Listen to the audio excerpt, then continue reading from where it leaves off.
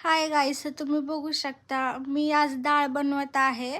तर ज्याला डाळ वगैरे येत नाही बनवता तर तुम्ही ही बनवू शकता, कारण एकदम सोप्या रेसिपीमध्ये मी सांगत आहे. पहिलं डाळ धुवून घ्यायचं, मग नंतर त्याला पाण्यामध्ये टाकायचं, मग ती उकळून शिजते. मग नंतर तांदूळ धुवून टाकायचं. तांदूळ धुवून टाकल्यानंतर पुन्हा आपल्याला राईस करता येतो, त्याला भिजवून मग पुन्हा धुवून टाकायचं सुकायला. मग नंतर डाळ शिजत आली, मग आल्यानंतर पुन्हा फोडणी द्यायची तयारी करायचं. तर त्याच्यामध्ये तेल टाकायचं. आपल्याला जेवढं पाहिजे तेवढं तेल टाकायचं, तुम्हाला जेवढं हवं तेवढं. कारण मला जास्त तेल लागतं म्हणून मी जास्तच टाकले. कुणाला थोडं लागत असेल तर थोडं. मी पहिल्यांदा जिरे टाकले.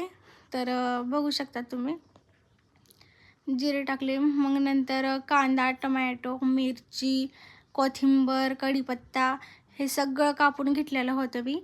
तर पहिला स्टार्टिंगला मी कांदा टाकले, मग नंतर अजून थोडं तेल टाकले, मग नंतर मी मिरच्या टाकले तळसायला.